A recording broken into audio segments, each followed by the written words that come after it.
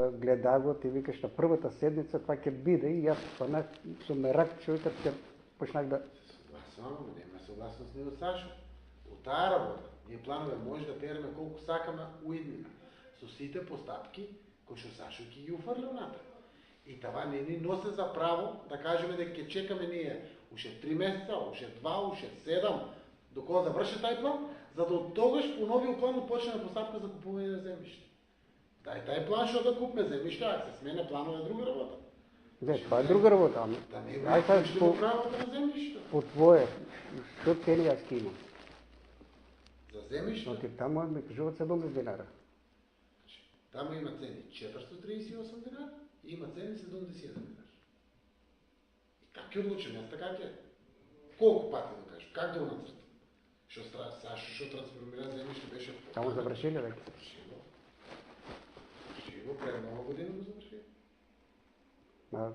Тогава се Сашо Вајсто и уште еден кој беше таму? Вајсто заврши си земјишто.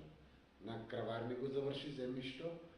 Заврши му од поудамна земјишто по скапата цена, това што му е до тебе, беше лепо. И заврши Вајсто уште едно земјишто. Градба? Не е градба, градба нема за това. Жито Струмица? Не, таму беше некој помален. Таму зад Мирчо, свинјарник. Там. Там заврши, там има детален план. Тие двете си заврши. Градба, Жито Струмица нема завршено. Сите работи. И кај него стави го бројчина. Ама со него функционира, со Сашо функционира, това што договориме. Комплетно си оде как што треба. Как што се договориме. Со Иво не оде, не знам што да кажем.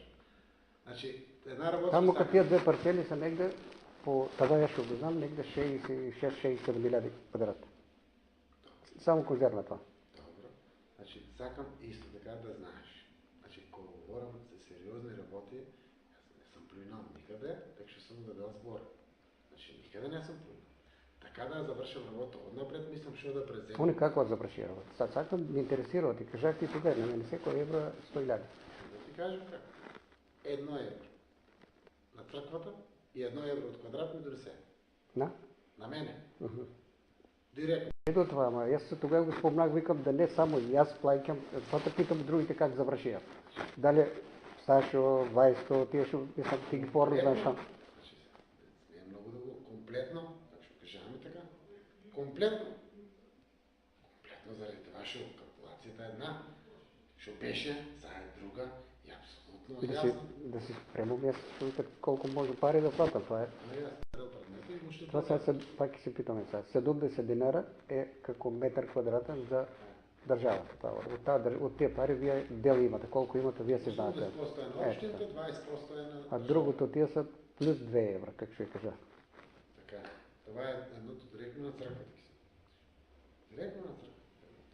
Ки си го платиш, сакаш така, сакаш го това. Едното евро е там, а другото как ќе го платам? И това треба да знам. Кај вицата, например. Добро. Кај вицата. Лугото, се знаат, менувачница е. Не, дека да знам, сега треба, нели имало пред мене как се вршили, как е терко така, човека да. Да.